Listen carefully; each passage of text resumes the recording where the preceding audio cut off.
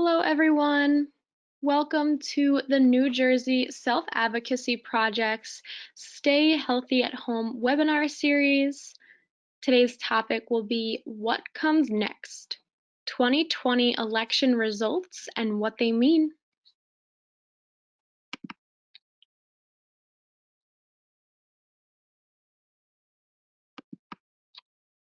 My name is Kelly Mulvaney, and I am a Training and Technical Assistance Coordinator of the New Jersey Self-Advocacy Project.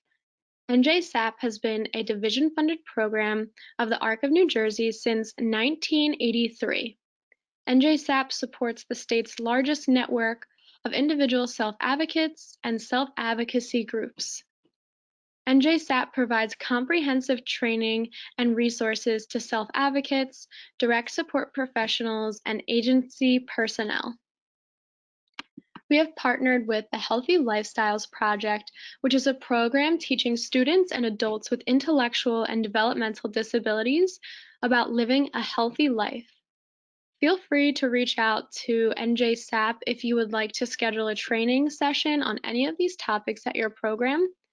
NJSAP continues to host virtual training sessions over Zoom, GoToWebinar, Google Hangouts, and conference calls. If you have any questions, comments, concerns, or feedback, please use the questions box. I'll read over any questions at the end and give answers and resources. Today, we will discuss the results of the 2020 election, the election process, elected presidential candidates' policies, elected presidents' campaign promises, and congressional election results. All of this information is accurate as of November 9th, 2020 at 4 p.m. If there were any changes made today, they will not be shown during this presentation. So first, I would like to start off with a poll. And this is, did you vote in the 2020 election? So just give us an answer yes or no if you participated in voting in the 2020 election or if you did not participate. So we have 67% of people said yes, and 33% of people said that they did not vote in the election. So thank you for your honesty and for participating in this poll. It is so important when you vote in the election. If you were not able to vote for some reason and had any issues voting, if you'd like to share that in the questions box, we'll read over it at the end. And if you have questions on how to vote or how to register to vote, NJSAP can also help you out with that. We have many trainings, or we can talk to you about how to register to vote or how you can vote.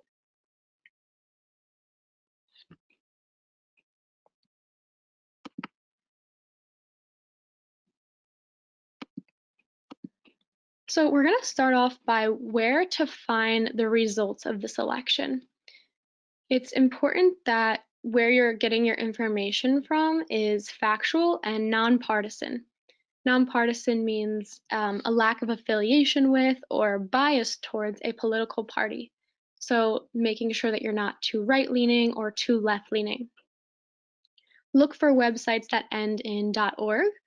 This is a website that's usually a nonprofit organization that are very credible, more credible than .coms. So some websites that I like to use to find results that I believe are very credible and nonpartisan are the Associated Press, PBS News, and National Public Radio. Most of the information that we're going to discuss today I've gotten from these resources, and I will share other resources with you at the end of the presentation. So what we know so far, congratulations to President-elect Joseph Biden, the 46th President of the United States. Joe Biden won by 76 electoral votes and will begin in office on January 20th, 2020.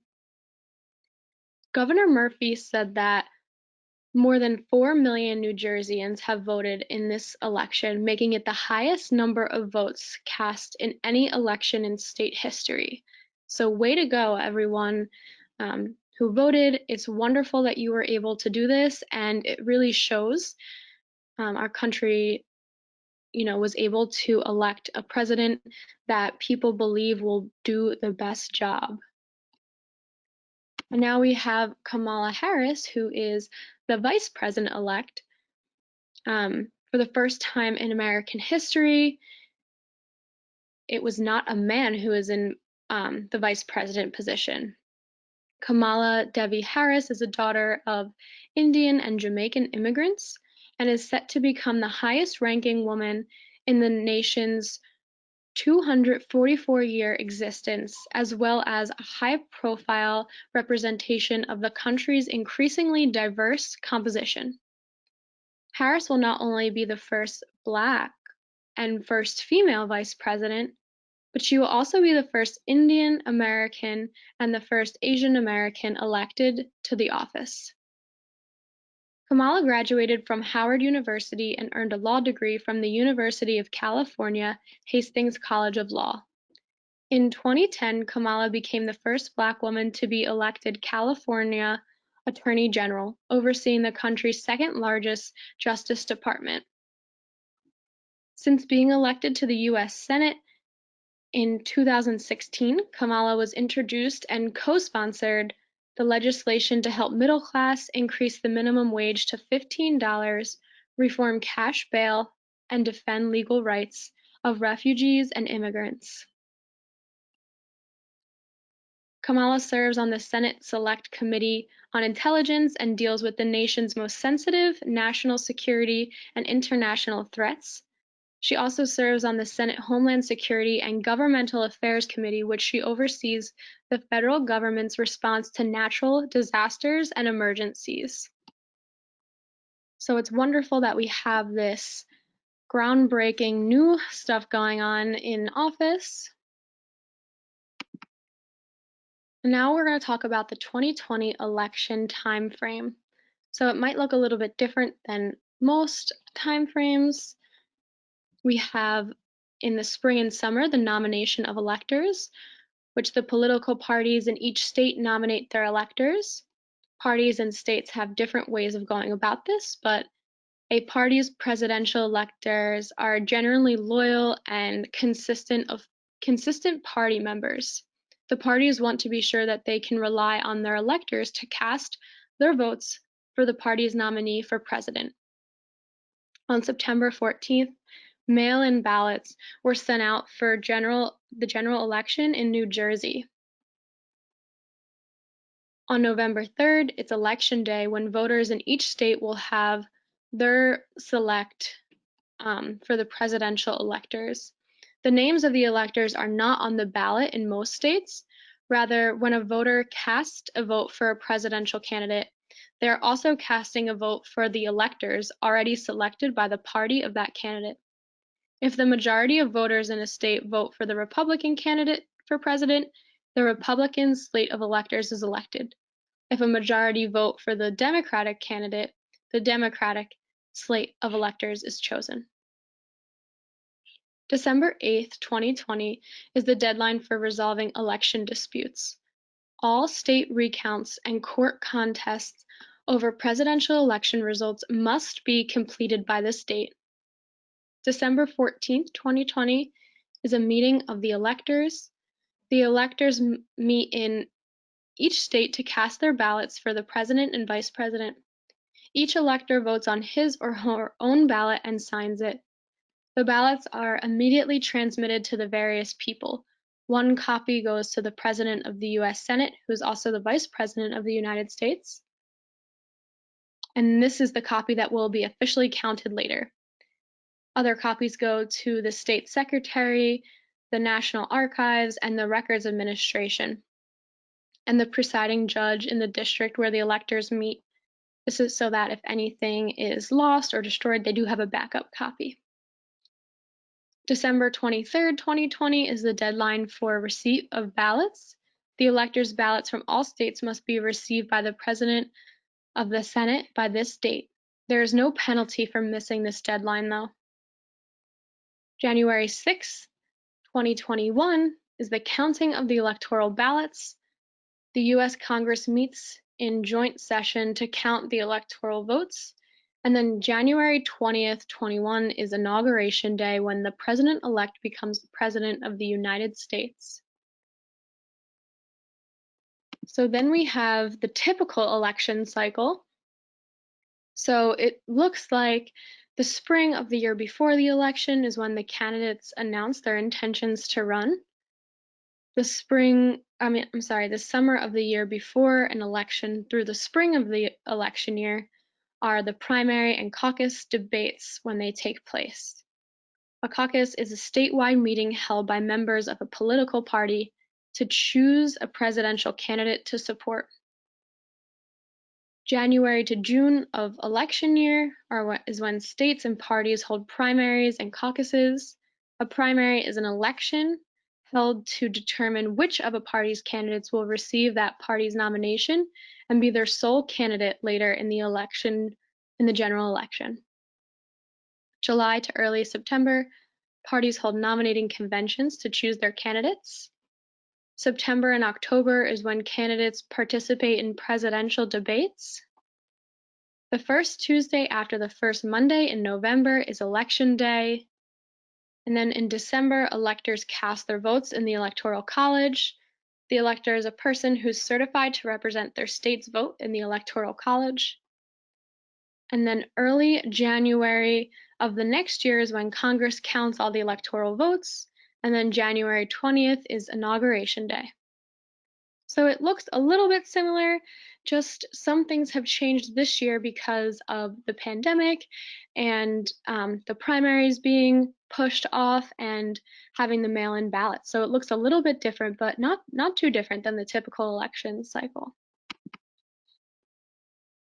On Friday, August 14th, 2020, Governor Murphy signed an executive order to protect public health by mailing every active registered voter a vote-by-mail ballot ahead of the general election. This is what it stated. The November general election shall be conducted primarily via vote-by-mail ballots, which will be sent to all active registered voters without the need for an application to receive a vote-by-mail ballot. All vote-by-mail return envelopes shall have prepaid first-class postage in order to facilitate the proper delivery of all cast vote-by-mail ballots. All sample ballots will be suspended. In lieu of this, the appropriate county official shall send notice to all active voters, advising the voters of the polling place, the URL to the Division of Elections website that contains polling place information, locations of secure ballot drop boxes within the county, information on where to obtain a sample ballot prior to the election, and a statement indicating that the sample ballot will be available at the polling place the day of the election. To the extent possible, each county shall have at least a total of 10 secure ballot drop boxes in the locations that are readily accessible to registered voters within the county. To the best of their ability, the county boards of elections shall place secure ballot drop boxes based on the geographic location and population density to best serve the voters of each country. The Secretary of State shall establish guidelines for placement of the ballot drop boxes, security of the drop boxes, and a schedule for the ballot pickup times. All primary and secondary schools shall be closed to in-person instruction on November 3rd, 2020. Each county shall open a minimum of at least one polling place in each municipality. And any voter who appears at a polling place on the day of the November general election and does not return a vote-by-mail ballot shall vote via provisional ballot, except accommodations will be made for voters with disabilities. So that was the executive order that Governor Murphy put out. There is more to it, but this is the most pertinent information right here. So vote by mail in history, many of us might think that it was just made recently, but the idea that ballots could be cast anywhere other than the physical place close to a voter's home hasn't always been embraced in the United States. Um, what we in the US now call absentee voting first arose during the Civil War when both Union and Confederate soldiers were given the opportunity to cast ballots from their battlefield units and have them counted back home. The issue of absentee voting became major during the World War II when Congress passed laws in 1942 and 1944 related to soldiers stationed overseas. Both laws became controversial over states' rights and voting rights of African Americans in southern states, so their effectiveness was muted. And then subsequent laws, particularly the Uniformed and Overseas Citizens Absentee Voting and the Military Overseas Voting Empowerment Act, have been more effective in encouraging voting by service members throughout absentee voting. States began passing absentee ballot laws for civilians in the late 1800s. The first laws were intended to accommodate voters who were away from home or seriously ill on election day. The number of absentee ballots distributed was relatively small, and the administration apparatus was not designed to distribute to a significant number of people. The average by mail share before March 13th was about 11.3%. And then for the primaries held after that date, so after Trump declared the pandemic as a national emergency, was 51.5%. So you can see that people were more likely to do this once we realized that there was some safety concerns with going out and actually voting in person. And if you would like more information about how to vote by mail and what it looks like, NJSAP has created a vote by mail guide that will walk you through. It's a video that will walk you through each thing that you need to know. It's also on our YouTube page, or you can click the link below. So we want to talk about what the president can do. So the Truman Library and Museum states that according to the Article 2 of the Constitution, the president has the following powers. He can veto bills and sign bills, enforce laws that Congress passes, act as commander-in-chief during war, make suggestions about things that should be laws, lead his political party, entertain foreign guests, nominate cabinet members and Supreme Court justices and other high officials, talk directly to people about problems, and represent the best interest of all people. However, a lot of the president's powers are also shared with the Senate and Congress. So the Senate and the president are able to make treaties, which is an agreement or arrangement made by negotiation, a contract in writing between two or more political authorities. They can also appoint ambassadors, cabinet members, and Supreme Court justices. Congress and the president are able to approve legislation. The president cannot make laws. If you're interested in learning more or need a refresher about how a bill becomes a law, please use this link to learn more information. The president cannot declare war, decide how federal money will be spent, interpret laws, or choose cabinet members or Supreme Court justices without the Senate approval. There are also some requirements to run for president. So it can't just be any old person. They must be a natural-born citizen, at least 35 years old, and a U.S. resident for at least 14 years. Now, what does it take to run for president?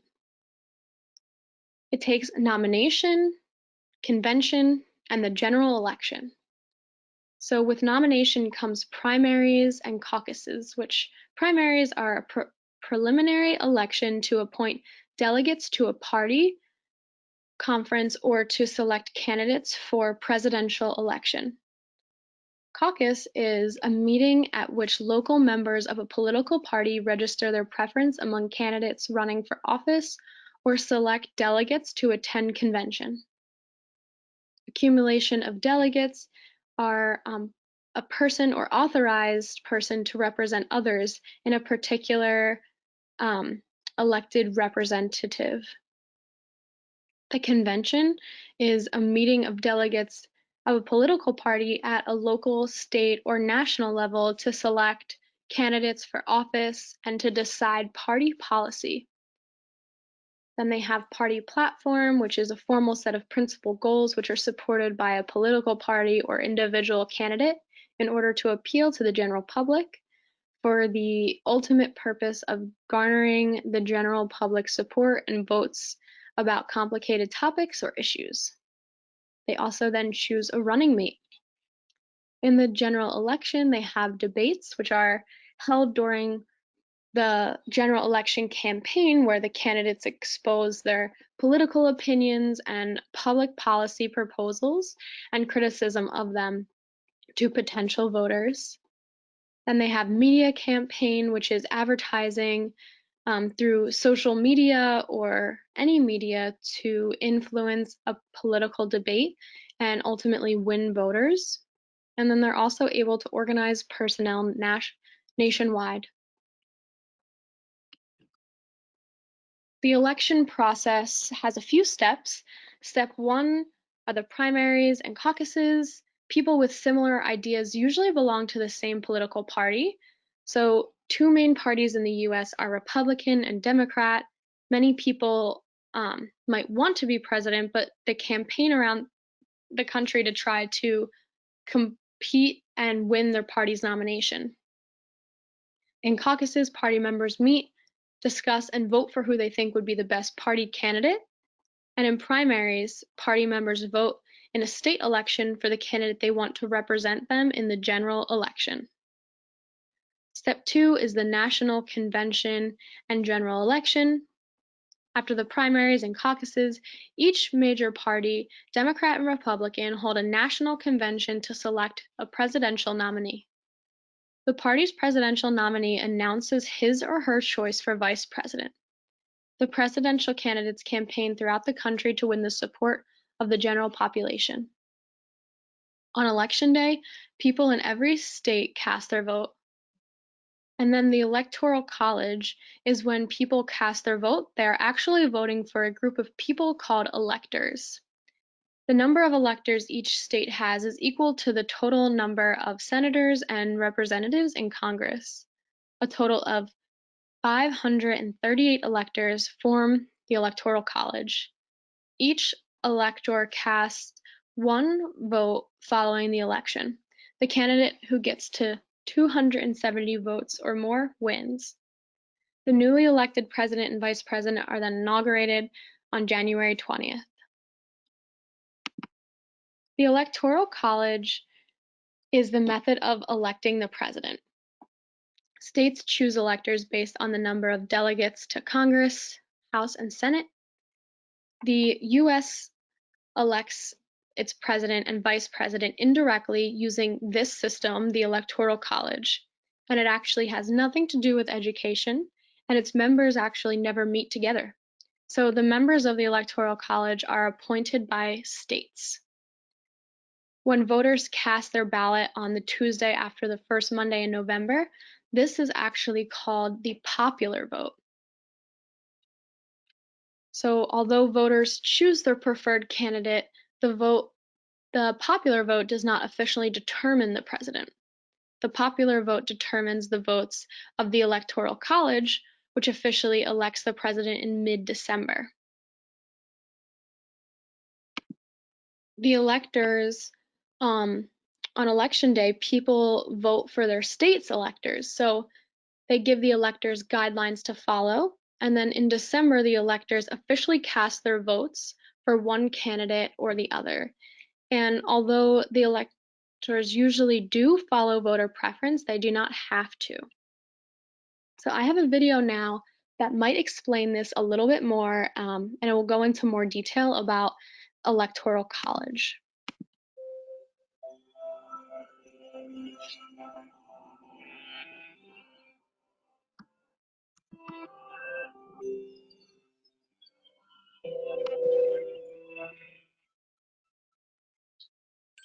Most people have heard of the Electoral College during presidential election years. But what exactly is the Electoral College? Simply said, it is a group of people appointed by each state who formally elect the President and Vice President of the United States.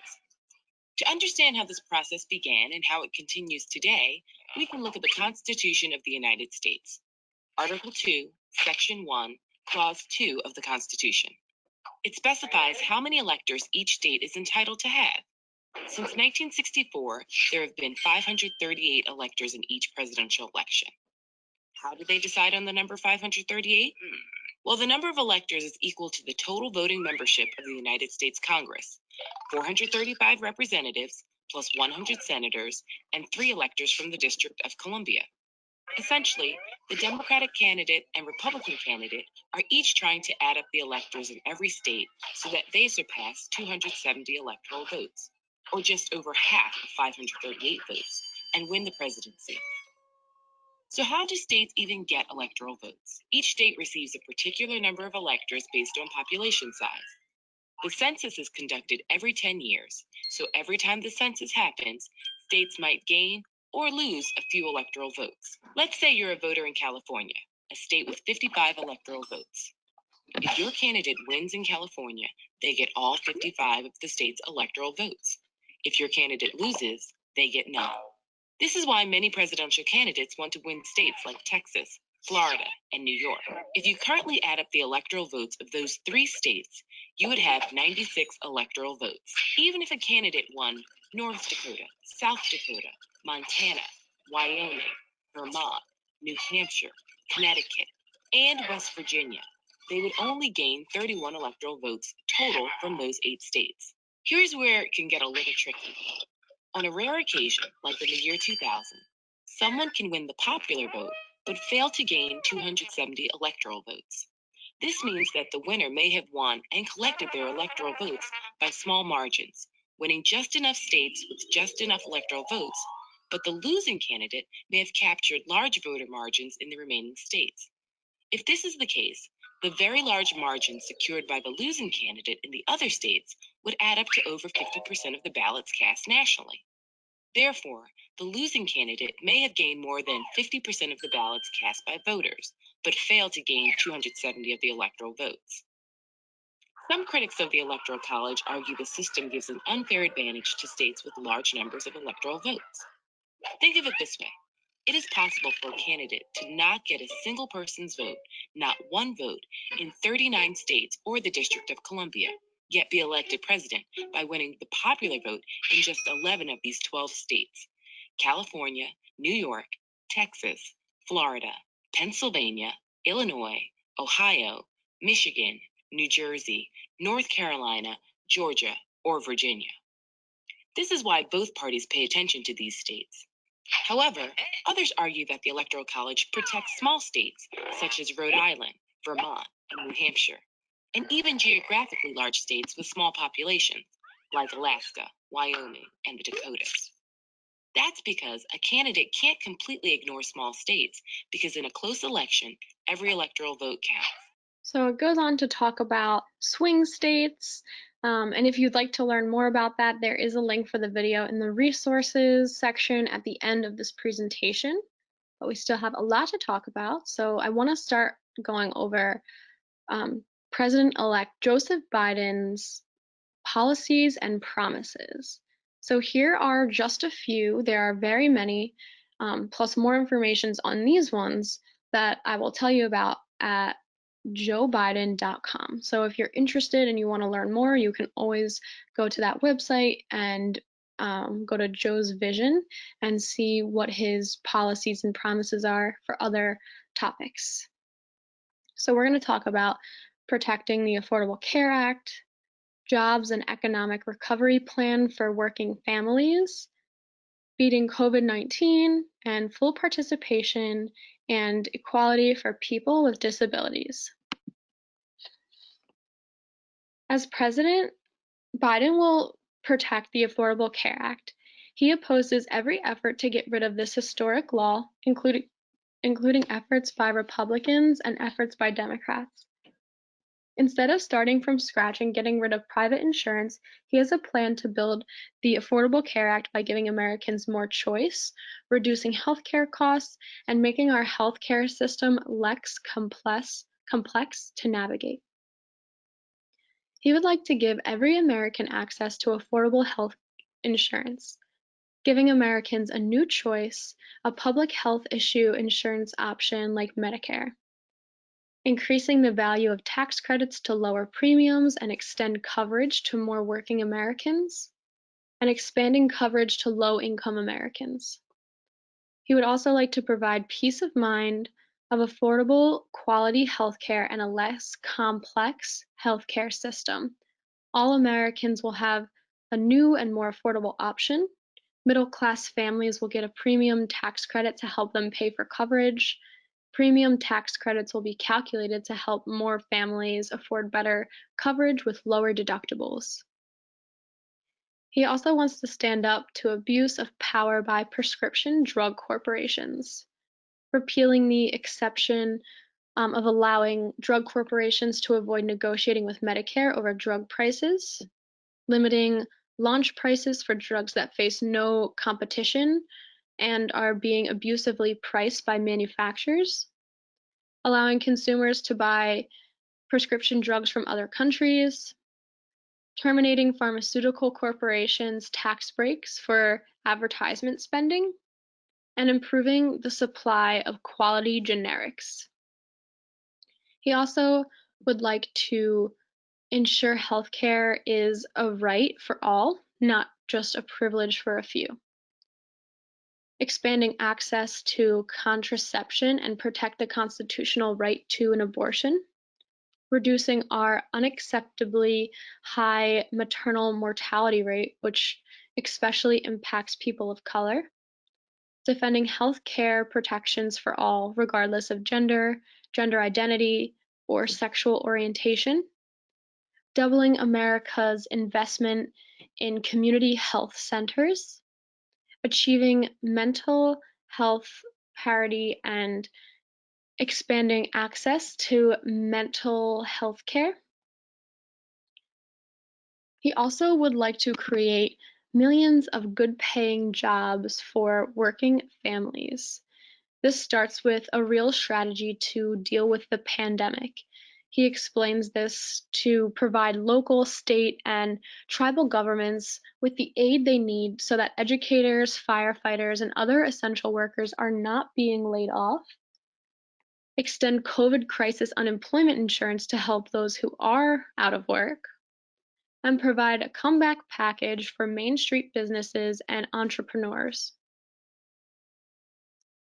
He would like to mobilize American manufacturing and innovation to ensure that the future is made in America and all of America. Mobilize American ingenuity to build modern infrastructure and an equitable clean energy future. Mobilize American talent and heart to build 21st caregiving and education workforce, which will help ease the burden of care for working parents, especially women, and mobilize across the boards to advance racial equality in America.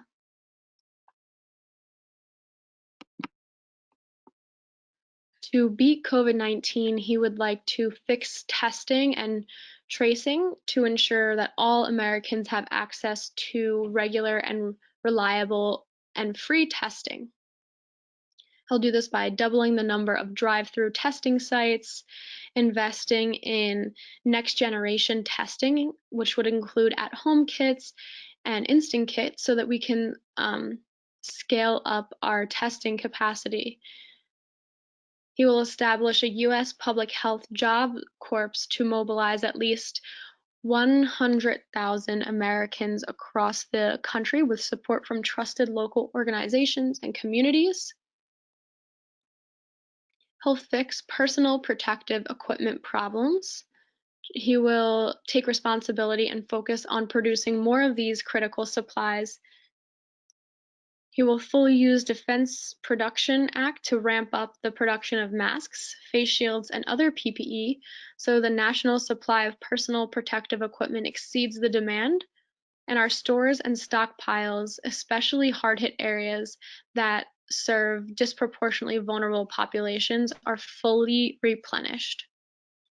Build now toward a future flexible American-sourced manufacturing capability to ensure that we are not dependent on other countries during a crisis.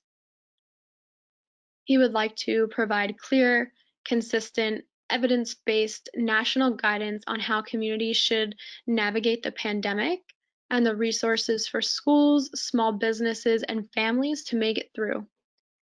Joe Biden will direct the CDC to provide specific evidence-based guidance for how to turn the dial up or down relative to the level of risk and the degree of the viral spread in the community, including when to open or close certain businesses, bars, restaurants, and other spaces. He'll also talk about what steps are needed to make classrooms and facilities safe, appropriate restriction on size of gatherings, and when to issue stay-at-home restrictions.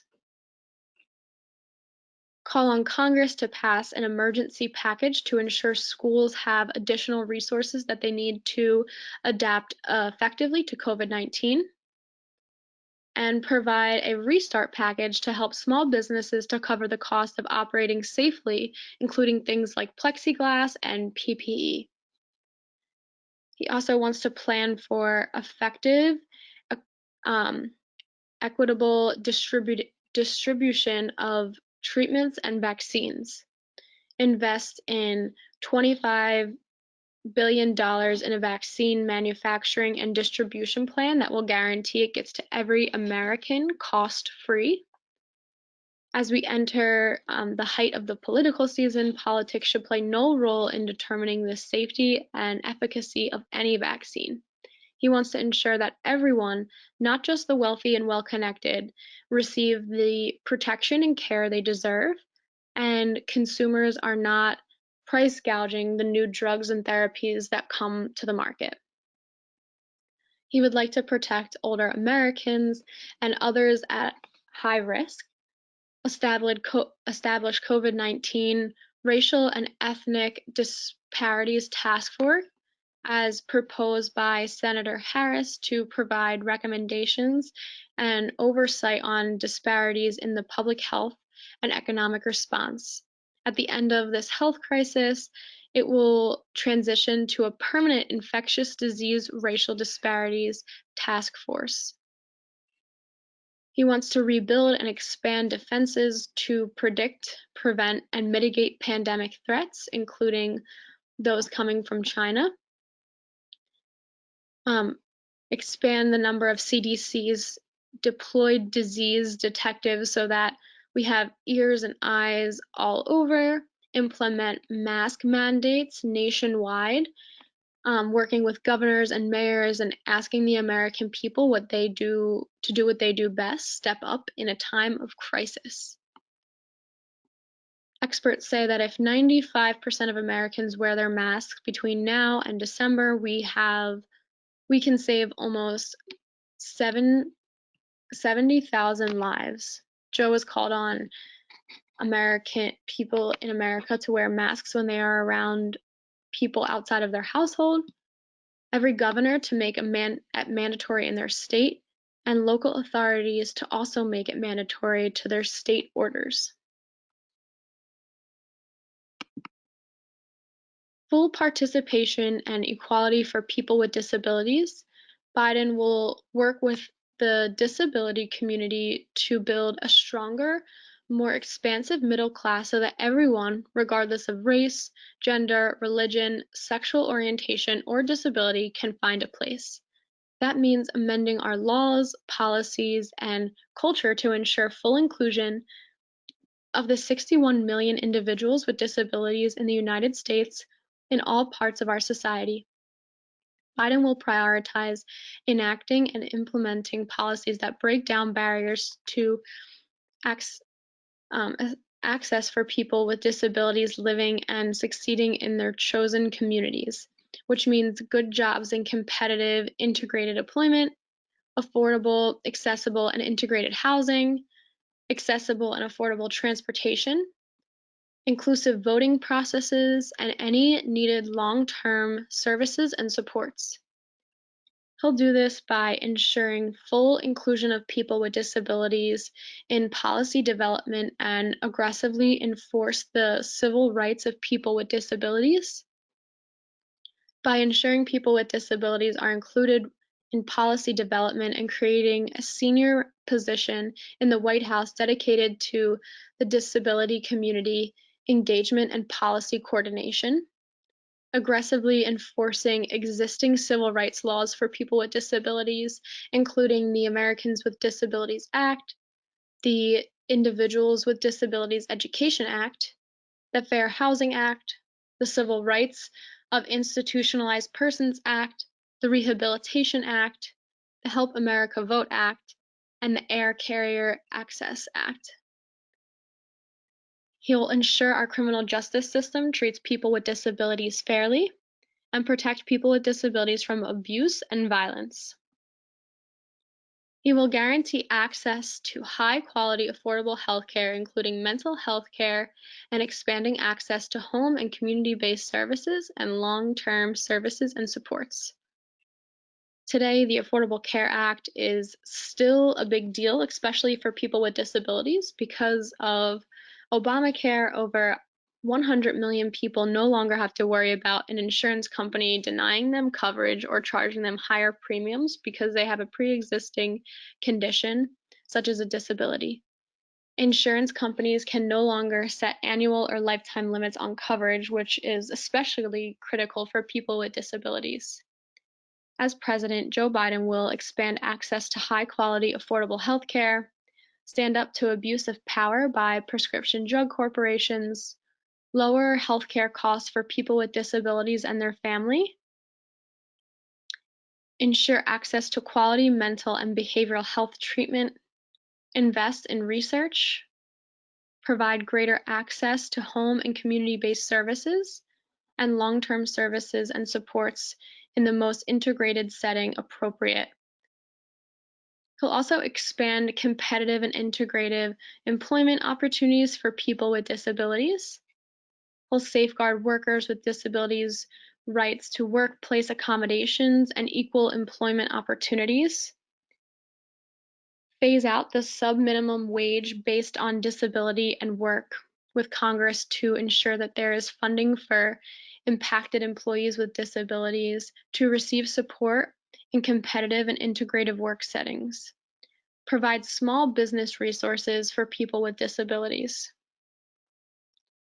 He'll also protect and strengthen economic security for people with disabilities by increasing the benefit level of people receiving SSI, eliminate the 5-month waiting period for people for SSDI, and 2-year waiting period for Medicare. Eliminate the benefit cliff for SSDI when earnings limit under SSDI can discourage people with disabilities from engaging in employment or internship opportunities when they depend on these funds. He will increase this limit and phase out the benefit gradually so people with disabilities don't have to choose between employment and healthcare. He'll expand access to tax advantage savings accounts like the ABLE accounts and strengthen the Social Security Administration. He'll also ensure that students with disabilities have access to educational programs and support they need to succeed, supporting students with disabilities in elementary and secondary schools, supporting transition to employment for youth with disabilities, and support post-secondary education for students with disabilities. He'll also expand access to accessible, integrated, and affordable housing, transportation, and assistive technologies to protect people with disability in emergencies. He'll promote universal design and affordable accessible public and private transportation, provide assistive technologies to people with disabilities at home, at school, and at work, and increase access to the internet. He'll also advance global disability rights, promoting human rights and advancing the inclusions of persons with disabilities through diplomacy and development, working to ratify the Disabilities Treaty and celebrating the United Nations International Day of Persons with Disabilities every December 3rd to recognize the accomplishments and challenges of persons with disabilities in the US and around the world. Now we have where Kamala Harris stands on these issues. For police and race, rather than openly call for defunding the police departments, as many people may desire, she has spoken of reimagining how we do public safety in America. She has described herself as a progressive prosecutor in her previous roles in California. In 2015, she did not support the efforts to ensure incidents of police deadly force in California where she independently investigated, or that all officers should wear body cameras. Ms. Harris has more recently supported legalizing marijuana at the national level, something that Joe Biden opposes. For health, she was one of the first Democrats to join Senator Bernie Sanders' Medicare for All bill to provide government-run medical insurance for every American. But after professing support for this, eliminating private health companies, she actually backtracked. Joe Biden does not stand for Medicare for All, but instead backs Obama's landmark Affordable Care Act.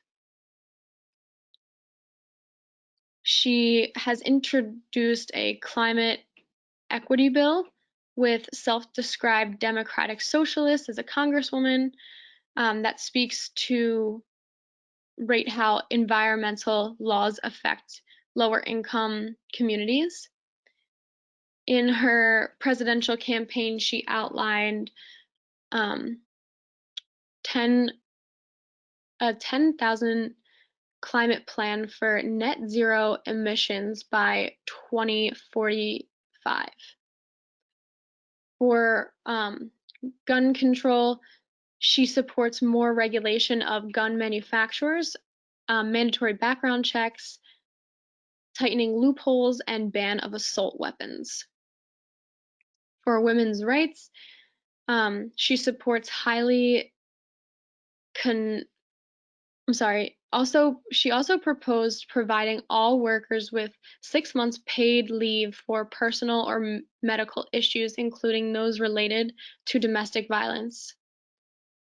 She also suggests during her campaign that large companies should be required to equal pay certified to close the gender pay gap. And with immigration, she is the child of immigrants herself, so she pledged to offer a path to citizenship to the millions of undocumented immigrants living in the US. So this is just a little bit about Kamala Harris and what she stands for. And again, you can find more information about this at joebiden.com if you'd like to learn more about her vision and her background. The congressional election is a total of 470 seats in the US Congress, 35 Senate seats, and 435 House seats. And this also includes 2 special elections for the US Senate. This is just in case they have these special elections just in case of the event of vacancies. The results in New Jersey. The 2020 US Senate and House of Representatives elections in New Jersey took place on November 3rd. Voters in New Jersey elected 1 member to the US Senate in the election. Incumbent Cory Booker won the election in the general election for the US Senate, New Jersey. Voters elected 12 candidates to serve in the US House from each of the state's 12 congressional districts. and here they are. Everyone whose name in blue is a Democrat, and everyone whose name in red is a Republican. Actually, all of these people were currently already in this position. They're all incumbents, and if you don't know what district you're in, it was on top of your mail-in ballot, or you can find it online. For public question number 1, it was approving the amending to the Constitution to legalize a controlled form of marijuana called cannabis. I have here that 67% of people voted yes, and that 33% of people voted no. Just remember that this is an amendment to change the state's constitution. It does not mean that cannabis is legal yet, and it's still not federally legal either. Another thing to remember is that if employers can still drug test you, it will not be outlawed because of the change in the state's constitution. Public question number 2 was amending the Constitution to give $250 property tax deduction to veterans who did not serve in time of war. So this was voted 76% said yes, and 24% said no. Public question number 3, do you approve amending the Constitution to change when the new legislative districts are created if the federal census data is delayed? So 59% of people said yes, and 41% of people said no. So all of the public questions in New Jersey got yeses because most people voted yes on them. So we have to wait and see more about what's going to come of these public questions, and you will definitely be hearing more about it in the future. So I have some frequently asked questions on what took so long and voter recount, and I have put the answers with the questions in a PDF form that's in the handout section on this webinar. So if you'd like to, you can go to the handout section and open this up and learn why it took so long, and learn about what is the rules of the voter recount. So if you're confused about what's going on with recount, this might be a good thing for you to check out. And it talks about the states. Each state has different recount rules, so it might help you figure out what's going on with all of that right now. Here are the resources that I have used for this presentation. Anything that's the information that we talked about today will be in these 2 pages of resources. Again, trying to use all reputable sources, credible sources, and .orgs. That's going to be your best bet. And now I'm going to go over any questions. Let's see if anyone had any questions. So Julia, is there a paper guide? As of right now, the New Jersey Self-Advocacy Project did not put this in a paper guide.